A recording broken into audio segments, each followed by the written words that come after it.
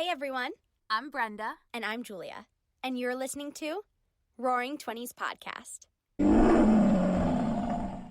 Your 20s are known as both the most exciting and most confusing years of your life. We're here to share our stories, to have real and raw conversations, and best of all, to make you feel a little less alone. This podcast was brought to you by the Believe Podcast Network, the #1 podcast network for professionals. Do you believe?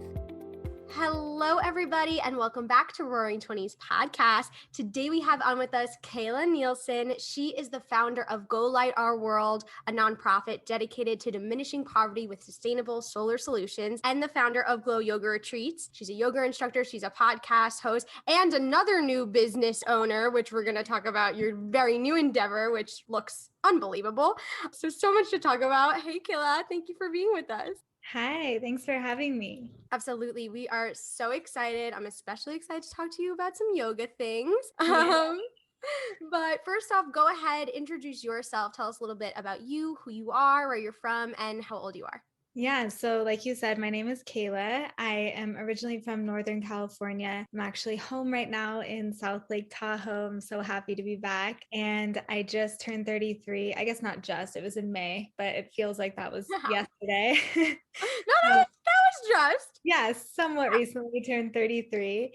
And it kind of feels like it's going to be a good year. Something about 33, I'm just really feeling the double numbers. So yeah, I'm into That's it. gotta be lucky. Yes.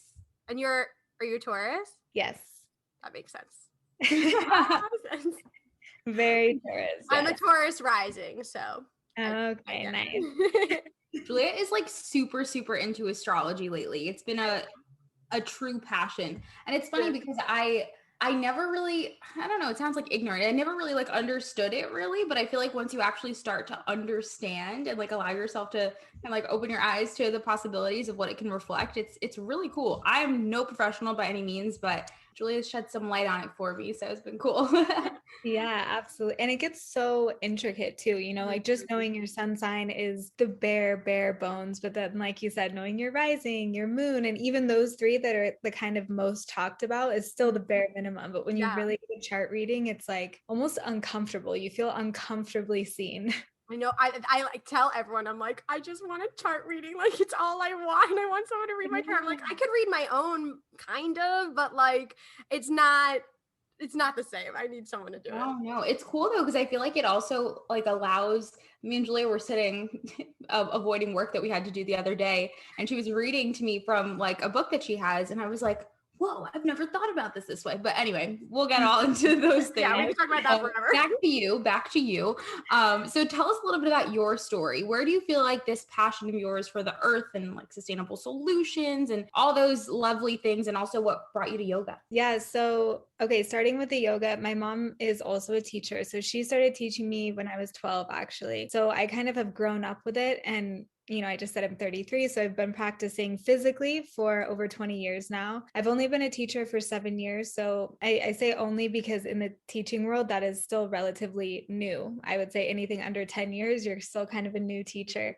But yeah, I've physically been practicing for a long time and emphasizing the physical part of it, because when I was young, was just purely physical. It was also something I could do to connect with my mom. I would go to her 6 a.m. classes, which blows my mind. And I was always athletic, so it was just kind of something to counteract maybe the more high impact things that I was doing, something to keep my flexibility up. Like I said, connect with my mom, but it was very physically focused, and it stayed that way throughout high school. And as a young child, I wasn't doing it regularly by any means. It wasn't like the super dedicated child about yoga at all. I was pretty wild. And then in college, same thing. We had a college gym. And so once in a while I would take classes there, but it's very casual, still physically focused, just something to stay in shape. And it didn't really start to transform into a more holistic practice for me, or, that mind, body, spirit connection that yoga is really all about, until I don't know exactly how old I was, but my early 20s. It was after college, definitely, probably most specifically around 24, 25, when I started deepening my meditation practice independently of yoga or independently of the physical yoga practice. So from there, things just kind of continue to grow. And that kind of intertwines with the other question that you asked, as far as how I became so interested in helping the earth and this kind of idea of more sustainable options. So after I graduated from school, I graduated with an English degree. I was originally an English teacher, and I didn't really want to jump straight into work. And so I left for 6 months and did a big travel, my first travel solo. I went to Ghana in West Africa, and I taught there for a semester. And when I was there, it just kind of changed the entire trajectory of my life. It opened my eyes, of course, to so many new experiences, ways of life. I traveled as a child. My parents are big travelers, but never on my own. Very different experience. This was also, I think, 11 years, almost 12 years ago now. So the connectivity back then, you didn't have Wi-Fi on your phone. I only talked to my parents one time on the phone, and I had to borrow someone. I surprised them on Thanksgiving and called them. So you're not connected the same way that you are now. You're really isolated. But it was a huge learning experience for me on all of these different levels because of that. And it also made me realize I never wanted to teach in an American classroom again. So I still love teaching. And at this point, I was also completely bitten by the travel bug and just wanted to be traveling as much as possible, but then also kind of seeing in some of these programs the downside of having shorter term volunteers come in, or the whole kind of voluntourism sector that was really starting to boom at that time. And how can we work together to create more long-lasting solutions? The whole kind of principle of teaching a person to fish rather than giving them the fish. So it kind of just got my wheels spinning then. And at the time, I just graduated from university, so I had no money at all, and I had pretty much spent all of it to do this trip. And when I came back, I just needed to get a job and try to work so that I can leave again as soon as possible. And I started working for a nonprofit. So I got some pretty good experience there. It was a nonprofit based here in the US, and I did all of their event planning and fundraising and the kind of PR, which was super helpful and taught me a lot. But it's a nonprofit, so I was still making next to nothing. No money. Yeah. And so I was really living paycheck to paycheck, and my goal was to be able to leave and travel again as soon as possible. So after about 6 months, I left there. That was my only office job I've ever had. And that was also brutal for me, just sitting in an office staring at a computer. I felt With someone with the travel bug, like, no. yeah. So I ended up becoming a bartender at night, and I was a nanny during the day because I still love and still do working with kids. And those two together, you make a lot of money. Yes. Yeah. And I would be working around the clock because I had the day job and the night job, pretty much working every day. I was able to save a lot of money. And at the same time, I fell into a relationship that, long story short, ended up being really abusive. And we were together for about a year and a half. On my 24th birthday, it had this really explosive ending. I ended up in the hospital. He got arrested. And then there was this 9-month court case that ensued after that. So it was a really, as you can imagine, difficult time, and everything just kind of shifted at this point. So I had actually already had a trip back to Kenya and Uganda this time, and other parts of Asia planned before that had happened with him. It was also kind of an escape plan because I felt like the only way I could really get away from him was to move to the other side of the world. Yeah. And so I had to spend the summer in physical therapy. And then after that, I still ended up going on this trip that I had planned. And again, I was teaching at this time, but the organization I was working with was really encouraging people to implement projects more like the ones that I ended up growing, that were sustainable, that had this long lasting effect, that weren't just coming in and out and that was it. And so that was really the first kind of taste that I had. I was there for about 4 months in Kenya. And so we were able to implement some really cool agriculture projects with the women's group that was already existing there, some things within the school that were through microloans and things that carried on and succeeded with or without my presence. And also this big emphasis in financial planning and everything like that. So I was gone again for 6 months, came back to the States for the trial because I was subpoenaed as the main witness. Went through the trial for 2 weeks. It was a horrible experience, and he ended up being not guilty of everything. So then that was another big just like blow, because it kind of felt like, okay, all of this it will be worth it once I get justice. That's what I was really working towards. And then when that happened, it kind of shattered me all over again. Absolutely. So I fell into a pretty deep depression for a while, and I was staying with my parents, and one day I was just having this long walk and talk with my dad, and he had just kind of said like, look, I know you're really sad about this, but the thing is that the longer that you stay in the state that you're in now, you're still giving your power to this person. And the silver lining is that it's over. So you can do whatever you want to do. I know you don't want to be in the States. You don't have to be here. You've been talking about starting your own nonprofit. There's nothing holding you back now. Like, go do it. And so it just kind of flipped something in my mind. I was like, I am going to do it. And that's actually when I started GLOW, which is Go Light Our World. So about 6 weeks later, I sold whatever remaining things I had left and moved to Kenya. I just got a one-way ticket there, moved to Kenya, and started GLOW. And at the time, it didn't have only a solar focus, because at the time I was still really young. I was only 24, and just I wanted to do everything. It was really hard for me to say no, especially when you're living in those communities. If someone comes to you with a need, how can you say, no, sorry, that's not what I do? It was really hard for me to have those kind of boundaries and have that singular focus. So at the time, I was doing total community rehabilitation projects. Wow. And from there, through a lot of ups and downs, had kind of narrowed it down to a solar focus, realizing that solar has this huge ripple effect on so many areas. So that need of not wanting to say no to certain things, I realized that I was able to really maybe not directly say yes and help them with a specific, okay, here's money for your kids' tuition, versus, okay, if you don't have to pay for kerosene anymore because your light source is now free from the sun, you can save all of the money you were spending on kerosene and put that towards your kids' tuition. So it was having all of these ripple effects, which mostly were financial. So that was that kind of a long-winded version of how I got there.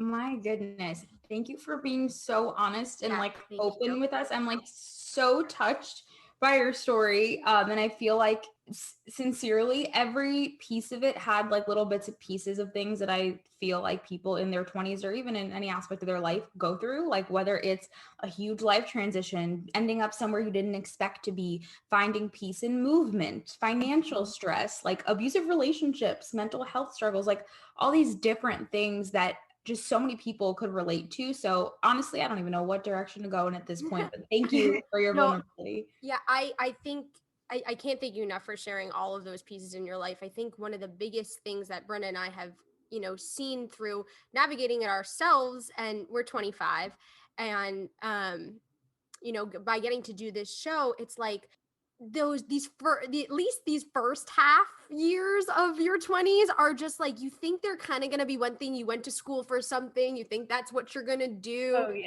And then it totally is probably usually not that, or not if it is that, it's not usually the way you thought it would be, or there's these other things going on. And I feel like that's the biggest thing we're noticing in these early years of your 20s is it's just it's really just not, you just really can't control it. You just don't really know where life is going to take you. And I think, like Brenna said, your story kind of encompasses so many, even if it's not as extreme, even if it's not someone traveling so much or having, an abusive relationship. I think every young 20 something year old can relate to that in some level. And I'm curious, because your first half of your 20s was a little more untraditional, you were not untraditional, it's actually what most people do, but it's not what we think the traditional path should be of you graduate and then you have your job and then you like, start down that path, because it was like you were traveling and you were doing part-time work and stuff like that. Did you ever feel that you were like comparing yourself to other 20-year-olds around you, or that you felt like there was a pressure to be on a certain type of path? Or were you kind of just like this, did you have a knowing that like this was kind of the right thing? Yeah, it's a good question because I definitely had the knowing that it was the right thing. That's probably back to the Taurus stubbornness. I'm very clear about my sense of self, even if it is very different than what I see around me. So, early on, that initial travel that I did right out of school, I actually graduate. Most of my friends took 5 years to graduate. I graduated in 4. So most of them were still in school. I didn't feel a big separation at that point. But pretty much all of my friends, once they graduated, went into some sort of corporate structure or that more linear path that you're talking about. And earlier on, it was noticeable that I was doing something different, but I think people just thought it was a phase. And then as time went on, it was sort of like, oh no, this is really what you're doing. And this is really your life. And I never really felt this sense of comparison where it made me feel bad about myself. I noticed a difference in what we were doing, and the divide between my friends and I, just as far as what we related and connected on and to, was growing wider. And we more just connected to the friendship that we had before. And I'm still friends with some of those people, but since then the divide has become so big, it's almost like we just are living such different lives. And not that you have to be living the same as your friends in order to connect, but it does make a difference. There were a lot of times that, especially I would say by mid to later 20s, people would always comment, how are you ever going to meet someone if you keep doing this? And I would just look at them like, what? I could never imagine giving up my life. This is what I love. Yeah. Just to meet someone. I've never actually had a problem meeting anyone while I travel. I've had multiple partners while I'm traveling. And then if you gave it up and you met someone doing something you didn't really want to do, it probably wouldn't really be a compatible person for you. Exactly. Yeah. So that's so interesting. And I'm glad you brought up the friends thing, because it's something that we get a lot of questions about when people write into us about either making new friends in your 20s or letting go of relationships in your 20s, because it is like when you really do start to, I think you start to become, more you based on like your experiences, and then just age and whatever you choose to do for work or where you want to live. But I think that's that's a hard thing for a lot of women in their 20s to deal with. Yeah, it is hard. And especially because my college experience was very quintessential college in a sorority, huge party school, and like I said, I am still friends with some of those people, but at the time we were connecting on a very party level. And so there was still depth to our relationship, but we hadn't really transitioned out of that party phase yet. And I transitioned out of it, I would say, sooner than a lot of my friends, just because my life went a very different direction. And then also because they still had this connection of when we were meeting outside of work, they still were always talking about work because all of their jobs kind of overlap somehow, or their roles were the same. And I'm just like, I don't even know what you're talking about, but this sounds really boring. I would rather be doing something else. Yeah, they didn't know what to talk to me about because they're like, she does something, I don't know, she's running around, she's kind of weird, but they still is this love there, but it was just, it wasn't this need of, either one of us is right or wrong. We just were very different at our core.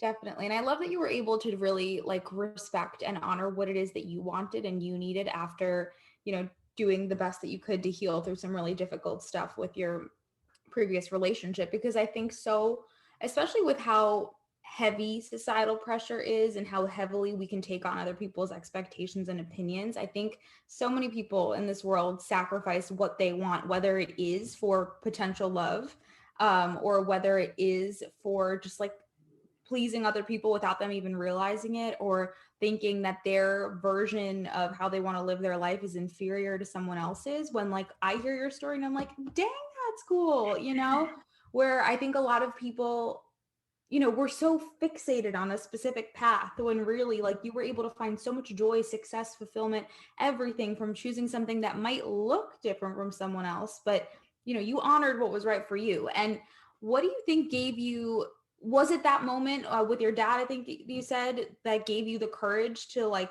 make that decision to choose what you needed to do for you? Like, I guess for someone that's listening and is just debating between making the choice to honor something that might be different from a traditional path versus, sticking to the traditional path, like what advice would you give them? Mm-hmm. I think that, so the moment for me, definitely with my dad, but even it was deeper than that, because I think being in that relationship that I was talking about, I had lost a huge sense of myself purposely to be in that relationship. I knew, that wasn't the first time it had been abusive, just because that was the first time he was caught. And so I knew the whole time that I was in this toxic cycle. I knew that I wasn't treating myself well by choosing to be with this person, and I was constantly overriding that. So I think part of that kind of overcorrection was, I'm never going to do that again. I'm always going to choose me, because when I didn't choose me, look at what happened. It was this really bad situation. And I also too had those almost 2 years of saving. So I had this financial cushion, which gave me a lot more flexibility and privilege that I know not everybody has. It isn't always easy to just be like, oh yeah, just quit your job and leave and see what happens. So yeah, absolutely. I kind of had, things were already sort of lined up for me to be able to do that, which made it easier. And I think when you have that foundational piece already built, then it makes it easier and maybe a little less scary to jump, because you're like, well, I'm fine because I have this cushion. I'm fine because my family was always very supportive. Like I said, my parents are big travelers. So I had support, I had the financial stability. So it did make it a little bit easier for me. And if you are in that position of, I want to do this, but I don't know what to do, whether it is traveling or not, I think when you want something badly enough, then you will prioritize it to make it happen. I definitely did that. I mean, I cut out anything that was considered an extracurricular cost. I was really only spending money on rent, food, and gas for my car, and saying no to so many events, saying no to everything, saving every last penny that I could, because I wanted so badly to leave. And I knew that $5 I saved this day will stretch me an entire day somewhere else. So I think it's like budgeting is a really big part of it, and making the commitment to yourself first and fulfilling that commitment in yourself, which that in and of itself helps to build confidence, because you're showing yourself that I said I was going to do this and now I'm doing it. And now I feel sure about myself. Totally. I love what you just said about like being willing to go at any length for your goal. And that doesn't mean adding obviously negative pressure to the point where it's counterproductive, but Julie and I were talking about this last night, about when you are so deeply committed to a goal, when it is so tied to your purpose, doing something that doesn't align with that goal isn't an option. Like, it's almost like brain does not compute because you're like, I want this so freaking badly. And of course, it doesn't mean running yourself to the ground, but like making things that one might consider from the outside looking in as a sacrifice, when for you, you look at it as an investment in your future self, in this future version of your life. And this wasn't really the direction I expected to take the episode in at all. But I'm just curious, because I know for listeners that write into us and ask us questions about relationships and abusive relationships and stuff, just because in this day and age, we see love so highly and different types of love and all of that. And you said something specifically about like choosing to override or excuse certain aspects of your relationship. If you're comfortable talking about this, what do you think, why do you think you made those choices to override? And I guess for anyone that's in that position, like what tools do you think could serve them to make the choice to choose them before it gets to a more like escalated point, I guess, if that makes sense? Yeah. So for my specific situation, I really was choosing to override, mostly because when I got into this relationship, it already caused some issues with some of my really close friendships. So there was this and it even caused some issues with my parents, just because initially when we first got together, I was making some not so great choices that were hurting people around me in order to be in this relationship. So some of the closest people around me were kind of mad at me. And the first time that he physically hurt me was about a month into the relationship. It was really soon.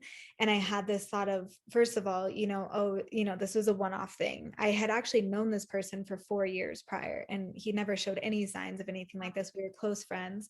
So there was that first thing of, oh, this is a mistake. This isn't the way, maybe he didn't mean it that way. But then also I've already sacrificed so much or hurt these people around me. So this has to work. Yeah. And also this feeling of, I didn't necessarily put off my dream of wanting to leave and travel again, but it had been delayed because originally I was planning on living at home with my parents so I could save all of, majority of my money and not have to pay for rent. And when I got in a relationship with him, I was then living outside of my parents because it was in a different city and paying for rent. So there was this kind of thing of, I've put off my own goals and my own wants and desires. So this has to work. Like I've already sacrificed all this stuff. So this has to work. It's not an option for it not to work, because then these sacrifices that I've made won't be worth it. Yeah. And this feeling of, I want to know that this is worth it. I want to know that this is the right thing. So it was really, and I've actually shared a podcast episode on this on my own show that was talking all about this exact topic of how everything that I was doing in that situation was really overriding my intuition, because intuitively right away, of course, my gut is telling me you're in danger. Like this is true primal intuition of you're in danger, you should leave. And I'm pushing it down or numbing it out with drugs, alcohol, whatever, just telling it, no. And when you do that repeatedly for a long time, the biggest side effect for me was that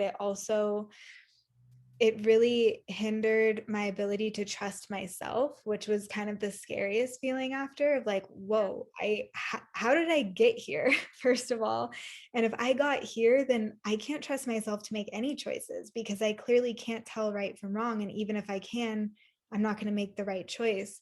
So since that happened, it's really been this ongoing process of healing my connection to my intuition and learning to trust myself again, and practicing that through like really little things. That could be with checking in with the way that you feel before you eat, while you're eating, after you eat, what do I actually want right now? Or checking in with just little moments throughout your day. How do I actually feel? Or if you get an offer about something, like you guys message me, if I really check in with myself and it's like, does this feel like a good fit for me? Do I want to do this? Yeah. And having those little check-in moments to see what is really aligned with you, I think is really helpful. But that's easily overridden when you are in a manipulative kind of brainwashing situation as an abusive relationship. So it is really hard.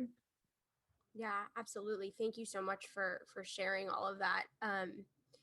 I also like recently was out of a relationship which wasn't physically abusive but was toxic, and I definitely lost a lot of myself and like pushed a lot of my dreams down for the sake of trying to make the relationship work. And I felt a lot of shame after, because I was like, how did I not realize that I was like doing that so much? Because I always had this belief that like, okay, if I take care of all this first, then I can focus on me. Like, then all the things that I have wanted my whole life, like, then I can make that happen. Like, but I can just like get this settled and like get this like squared away. And then that. And I didn't, because I always had that little voice in the back of my head, I didn't really recognize, even though I did in my gut, I didn't allow myself to see. And I think that's really the key. I didn't allow myself to see like how much of myself I was sacrificing for the sake of the relationship. And to kind of tie it to, because something that saved me a lot after was yoga and turning to yoga as a mind body connection thing. And I similarly as well, like I always kind of did it, like I did it a little bit in high school and did it a little bit in college, but it was also always like a physical thing, but really has changed my life since committing to a practice of it, in terms of like mind body connection, and also like how what you do on the mat like really does translate to your life. So I'm curious for you how that played a role in your healing process. Also, if you could talk, if you don't mind, a little bit about your forgiveness process, because you obviously didn't get the closure that was deserved. So I'm curious about how you chose to let go and forgive so that you Yeah. can move on with your life. Yeah, I mean, the forgiveness process, I think, is ongoing for me. Sometimes it's almost like even if I sit and think about it too much, I'll still feel bitterness Yeah. at the situation. And so it's almost like a constant practice and this constant, the same way that balance, you don't just arrive at this place of balance and then you're there and you're like, I'm balanced, here I am. It's this constant practice where you're kind of swinging side to side and trying to find that middle ground. So for me, at least forgiveness in this situation, not just with him specifically, I do feel that forgiveness has happened. It's more systemically, and this kind of the judicial system and the flaws there, that I do feel this kind of bitterness towards still. Yeah. So yeah, the forgiveness process, I would say healed a lot through meditation, just my own meditation, some guided meditation, but I've been always more drawn to my own meditation practice. Sometimes I find the guided ones to be a little bit too distracting. So just really sitting with that, a lot of visualization, feeling, I'm very somatic, feeling into where do I feel forgiveness in my body? How can I access that? How does it feel to live more from that space, how to let some of it go, to sit with it, maybe feel all of that bitterness, resentment, anger, all of that, feel it completely, and then let it kind of wash through you. Immediately after, I think yoga for me was still relatively physical. Like I said, some of the physical injuries that I had from that instance with him, I was recovering for the whole summer. I was in physical therapy, so I was physically doing yoga. Some of my favorite things I wasn't able to do because one of the worst injuries was to my hand, so I wasn't able to do a lot. My meditation practice really started the year after, and it was really through that separate meditation practice, not just sitting in Shavasana after physically doing a lot of yoga, that things just became a little bit more deep for me. And I think also too, because at this point I'm traveling, living out of a backpack. Again, connectivity is not the same as it is now. So I didn't have access to, even if, of course, YouTube was around back then, and even if there were classes on YouTube, I would not have strong enough Wi-Fi wherever I was, if there was Wi-Fi at all, to be able to stream a class or do anything the way that we can now. So I really developed a super strong self-practice. And that was when things started to change a lot for me, because I was just feeling so much more into my experience than I had ever been able to before. I do love guided yoga classes and I still go to them sometimes, but I really feel so connected to my self practice. And I think that too is what has amplified my teaching as well. But really, it kind of got me to the core of what yoga is all about beyond just the physical expression. Yeah, that's beautiful. And I personally, I don't practice yoga in the way that Julia does. It's something that I would like to do more of. I do other types of exercises and stuff. And honestly, I think it's just because I haven't gotten to the right like mindset or experience. I have like all these limiting beliefs around like how I'm not quote unquote good at yoga, which I know is not the purpose of it at all. But it's just interesting how we can get like in those mental blocks and stuff. But I wanted to touch on what you mentioned when it comes to allowing yourself to feel feelings, because I just think it's something that sounds so simple, but is so difficult to actually do. Like, I think we ultimately end up feeling our feelings when there's no other choice and they like explode out of us. You know, I'm a very emotional, empathetic person, but I realize even with myself, like very rarely do I just sit and be like, this is what I'm feeling, and just allow myself to experience it, you know? And I think a lot of that does come with like you had so much time where you were most connected to yourself, but disconnected from the rest of the world or other people. And I think that the technology that we have is beautiful and it connects us in a lot of ways, but it does disconnect us not only from like it disconnects us from ourselves because we constantly feel like we have to be on. Like I was listening to a podcast the other day about being bored and being comfortable with like being bored and alone with your thoughts.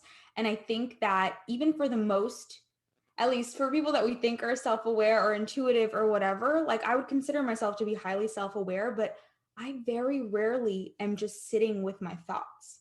And I don't know if it's because I'm scared of them. I don't know if it's because like anxiety can like run amok in our minds, whatever it is we want to say, but it's just so fascinating because it really lessens the way that we're able to be connected with ourselves. And I think that's what we use. Like I personally have had in the past a difficult relationship with food growing up. And I find that a lot of times when I turned to that, it was to avoid feelings of anxiety, even though choosing to turn to food would create more anxiety within me.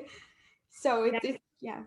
I think that a lot of those numbing mechanisms tend to do exactly that, whether it's food, alcohol, drugs, even exercise, things that could be good for us even, but when it's in excess, it ends up doing the exact thing that we're trying to run from, which is kind of ironic. And I think a lot of that not wanting to sit with our own thoughts is really tied to the emphasis of hustle productivity culture too. It's almost like, why would I do that? Like, what am I going to benefit from? I need to be multitasking and doing all of these things at once and listening to a podcast while I'm doing this so that I'm ticking all these boxes in just 1 minute, and just sitting in stillness seems pointless. Yeah. But it's like so transformational. It's Yeah. crazy. Like I sometimes I'm like, am I sitting with my thoughts too much? Like lately my morning routine has been like so ridiculously long. Like I meditate and then I journal and then I think about it. And then like, I'm like, okay, Joy, maybe now also you're doing this, but I'm curious because I loved what you said about your own, developing your own practice, what really worked for you. We talk a lot about morning routines and practices. How would you encourage a young woman to find a practice that works for her, develop whether it is yoga or exercise or journaling or whatever it is, where's like for someone who wants to start to develop a practice that works for them, whether they're healing from something or just want some more structure like that in their day to help set them up for success, where would you tell her to start? So it's funny that you asked that, because my fiance right now is kind of on this path. She's never been into yoga or meditation or any of this stuff, like briefly in her own way, but not really. And so she's getting ready to do her first ayahuasca retreat. She's just really kind of like in the depths of it right now. And so we were talking about the same thing, and she was saying, I just feel like right now I just need discipline. I need that. She's very watery Pisces, kind of boundaryless in that way, ethereal. And she needs that grounding structure of ritual and discipline, which is great. And she's doing a lot more strength training, trying to be more in her body. We kind of joke that she's just a floating heart because she like forgets she has a body sometimes. So trying to feel things in her body. And so I think that it is hard to kind of prescribe some universal thing to everyone. But one of the things that I told her is that although discipline is great, I think beyond that, it's getting to really the root of the discipline, which would be create an intention. So what is your intention that you want to gain from this routine, whether it's a 5-minute routine and 3-hour routine, like you're talking about? What is the intention of it? Because sometimes the discipline of showing up and lifting weights every day might not be the best thing for your body because you're on your period, or because, something is happening, you're just tired, you traveled. Maybe that's not really aligned with the true intention of what you want to do. So I think it's creating an intention and then having discipline around that intention. That is key. The discipline is key. That kind of ties back to that thing I was saying before of setting goals or prioritizing. That builds confidence. When you have discipline and structure and you stick to that, then you do start feeling better about yourself, because you're kind of like, look at me, I'm doing the thing I said I was going to do it, and now I'm doing it. But checking in, so that's the intention, is also connecting you back to that intuition piece, checking in with, how do I actually feel this morning? How do I actually want to show up?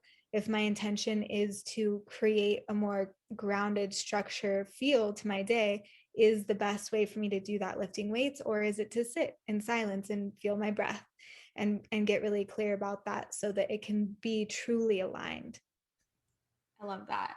And I love that especially because I think that exactly where our intention is makes such a difference in the way that we feel through the process. And it's so telling of, where our headspace is at. An example, like I know that in 2 different phases of my life, a couple of years ago versus now, I have very similar habits than I did at that time, but my intentions are totally different. So the way I feel about what it is that I'm doing is so different, right? Like before, when I was, in a specific workout routine, I felt like I felt like I had to be in a smaller body to be loved and beautiful and all the things. And now that I logically know and believe at my core that that's not the case, and that I'm doing this for me, even if it means that I, want to look more toned, whatever it is, even if that's a factor, it's not everything.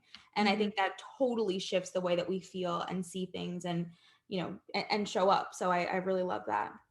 Yeah. Yeah. It's so true with food and exercise, to where you can be eating, a lot of people talk about this with being plant-based and stuff. Sometimes they find it too restrictive.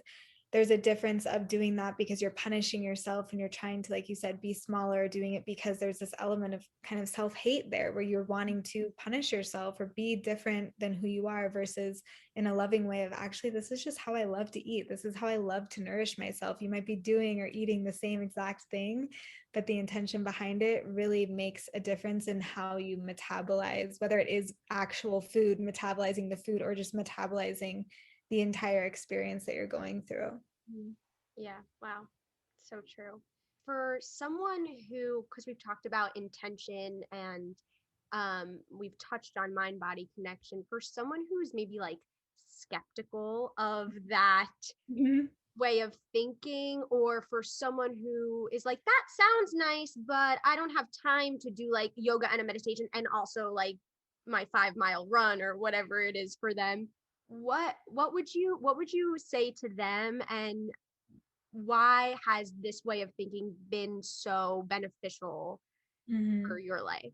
Okay, so one of my favorite things to recommend to people, again, I also recommended this to my fiance, and I've been doing this practice for years, and she knows about it. And same thing, she's more skeptical that way, where she believes it because she sees it work in me, but is sort of like, how much does this really work, And that is the 5-minute journal. I don't know if you're familiar with it. So they have an app. I use the app because I was always traveling, but they also have a physical journal you can get on Amazon, or you can buy the app.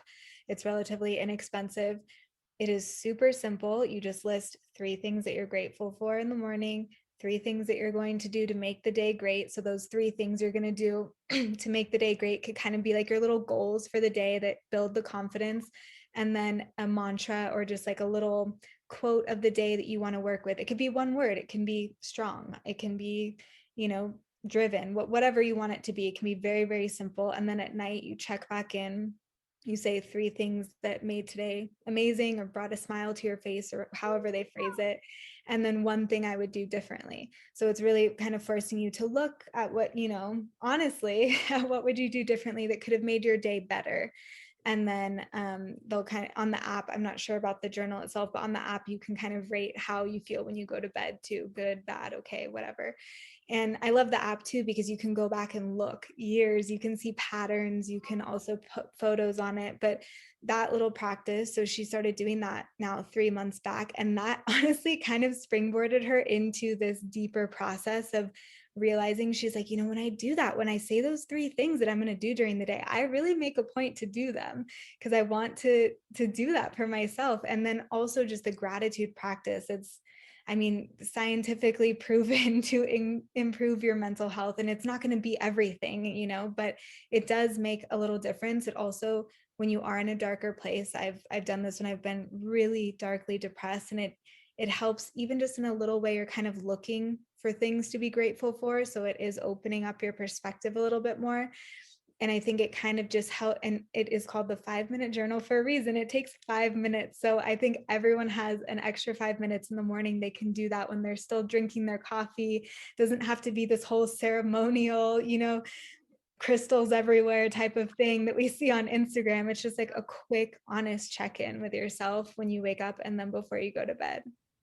Love that. I've never heard of that before. I'm definitely I never heard that one. I love them. We love a recommendation. We love it. And we really we're the type of people, like, you don't just tell us recommendations. We're like, yeah, sure. We take them. We implement them. We try them. We're big testers. Yeah.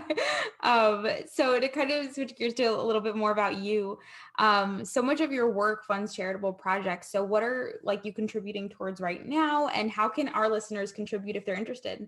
Yeah, so Glow was around for 9 years. It recently, COVID we took a big hit from COVID, and it kind of made me reevaluate everything. So right now, everything I'm doing with Glow is on hold, probably kind of closing that chapter of my life. It still is not a definite thing. I'm still kind of just sitting with it and just feeling into what is best.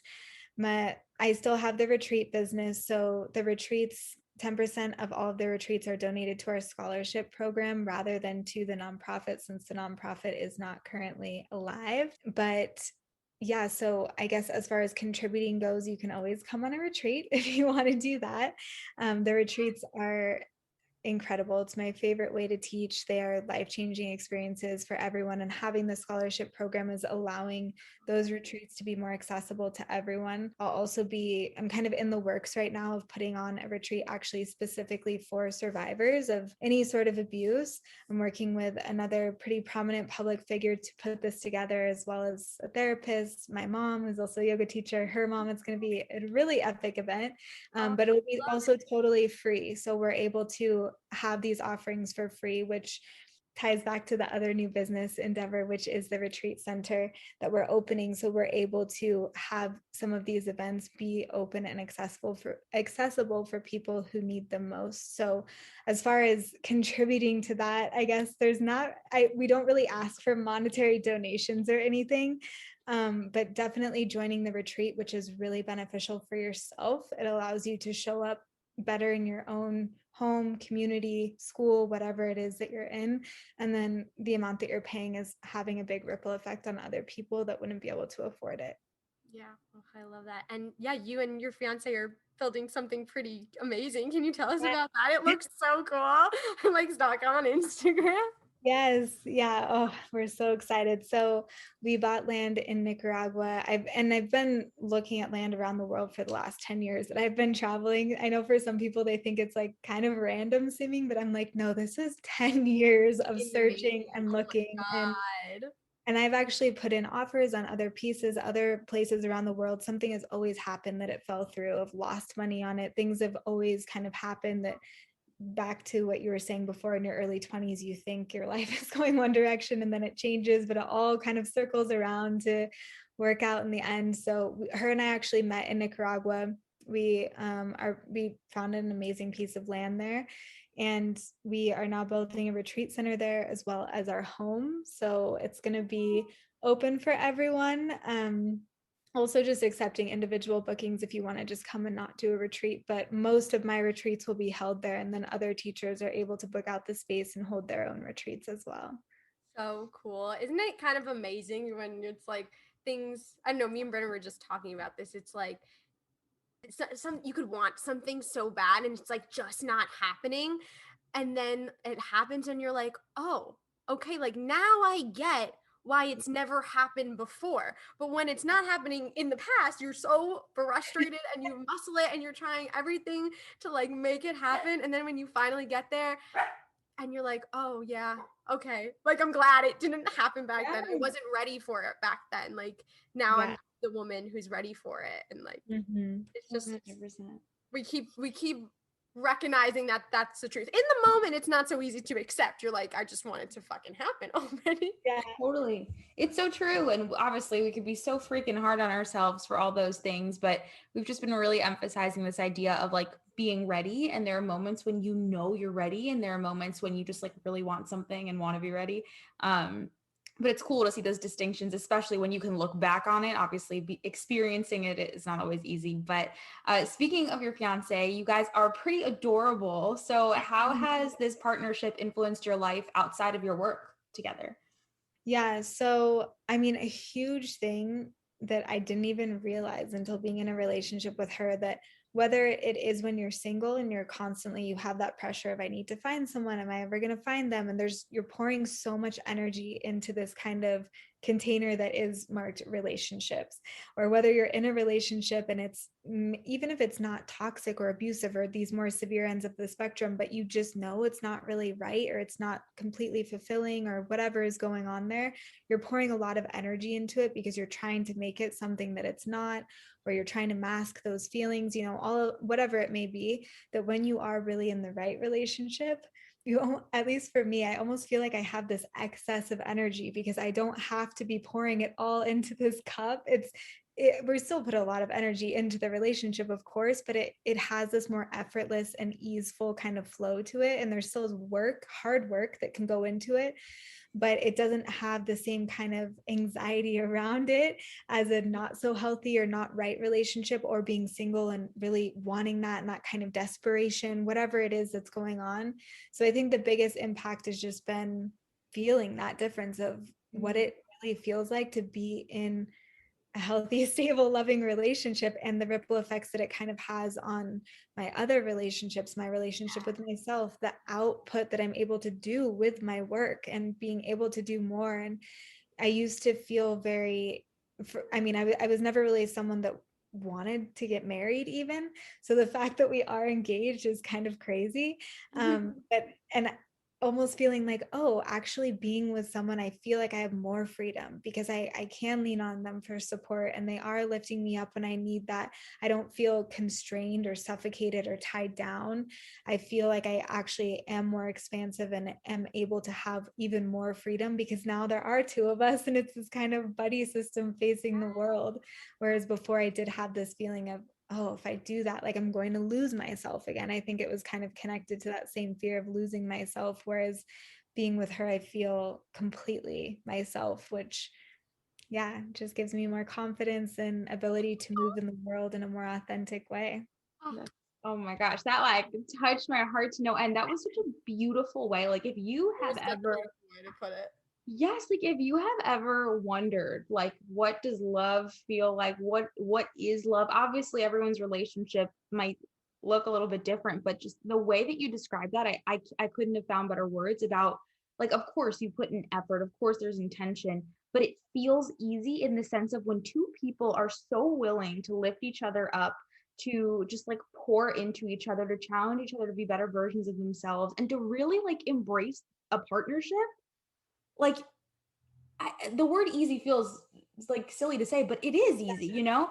Because it's funny. I've been in a relationship for a long time, for I guess my age. And people have always like asked me to put into words because they're like, oh, you were together through college? Like that's so hard. And like I've never known how to respond because I'm like, yeah, it's hard because you're not with the person that you want to be with as often as you want to be with them. But in the sense of like, we both never stop putting in effort, you know? In the sense of continuing to feel connected while being a little bit further apart. So I think that for anyone that like feels like they give so much of themselves and don't get the same in return, or are sacrificing pieces of their dreams, like all that stuff, I just think it puts the idea of just love in general in such a beautiful way. So yeah, I also think it gives a nice hope to people who maybe are not in the right relationship or have been in the past. I know a lot of like, again, with the timeline thing in your 20s, you feel like, oh, well, 25, like it has to be the person I'm going to be with forever because I'm like gonna die alone. right, we're so conditioned to think that if you don't find it right now, then like you're never going to find it, or you're going to be alone or whatever. And like, I know for me, like we can want to make it work because it's like, oh, but now I can't get rid of this now, like even if it's not right because I'm already whatever age you are. But I think it gives a lot of hope to like, okay, you can let go of a relationship that's not serving you,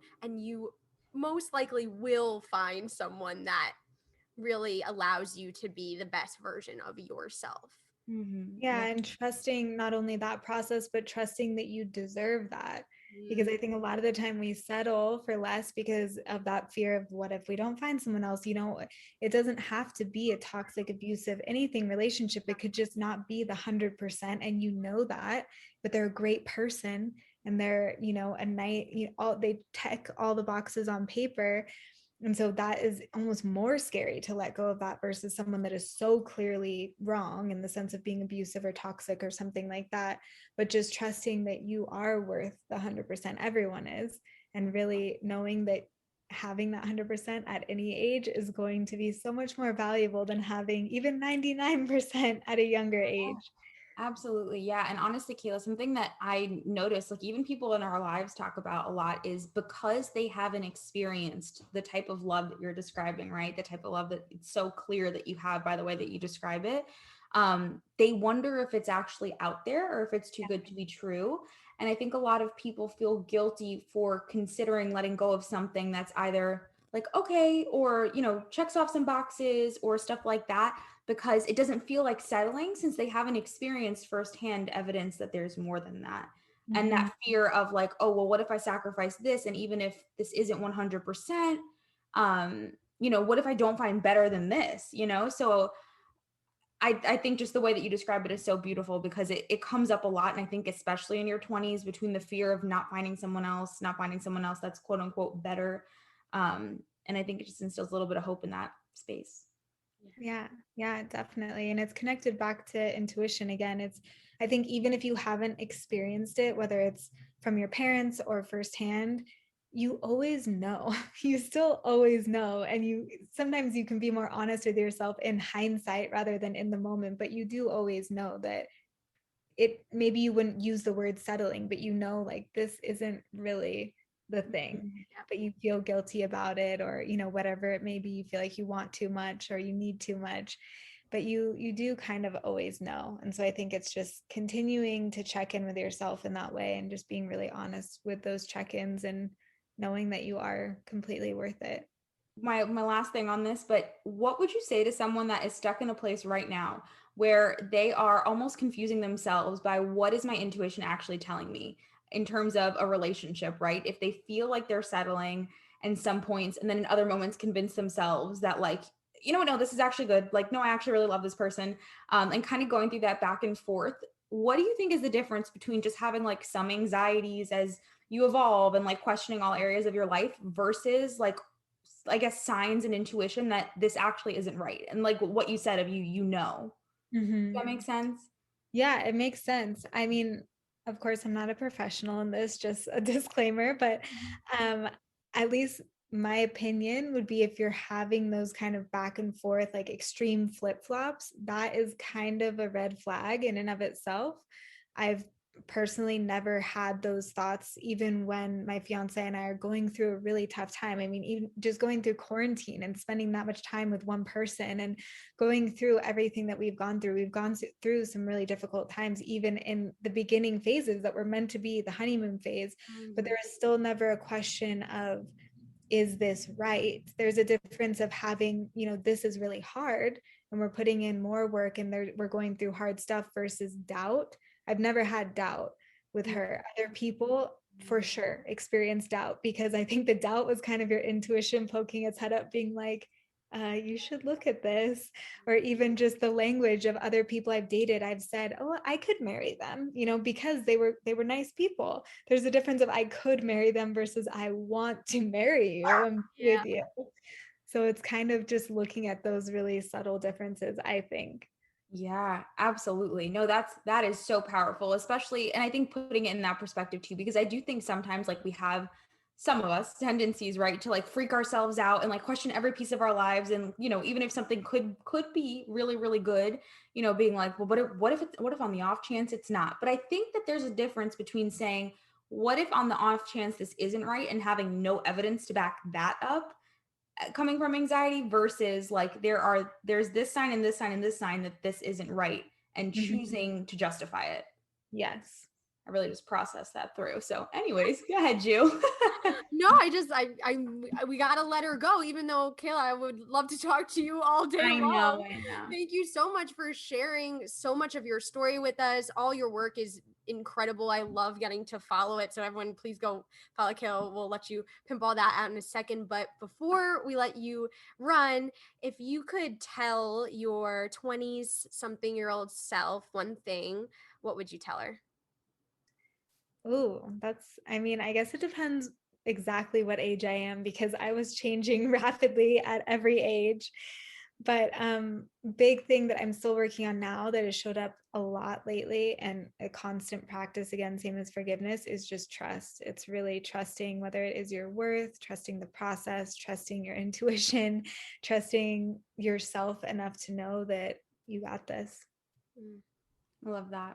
Yeah. And thank you, Kayla, for trusting in us and coming on our show. It's been like such a pleasure. Genuinely, we had a whole slew of things that we did not even ask because you just gave us so much to work with. But to give you an opportunity to pimp yourself out to our audience, if they want to connect with you, find out more about what you're working on, work with you, whatever it is, go to your retreats, where can they find you? Yeah, so I'm pretty much only on Instagram. My handle is Kayla Nielsen. And in my bio, you'll see the links to everything else as far as the retreats, the retreat center, my podcast. And yeah, I'm working currently on my own app right now for my classes. So that will be launching. Yeah, super excited. That will be launching in August. I don't know when this is coming out. So if you want to practice with me, then you can practice with me there very soon. Oh my goodness, so exciting. Kayla, thank you so much for your time and your wisdom and your sharing your heart with us. This was such an honor, such a treat. Thank you so much. Thank you both. It was awesome. Goodbye, everybody. Bye, everyone. Thanks for listening to Roaring 20s podcast. Be sure to rate and review wherever you get your podcasts, and please subscribe. You're never alone. Our pride sticks together. Tune in every Monday and Thursday for new episodes of Roaring 20s podcast. You get to start your week with us and end your week with us. With love, Brenda and Julia.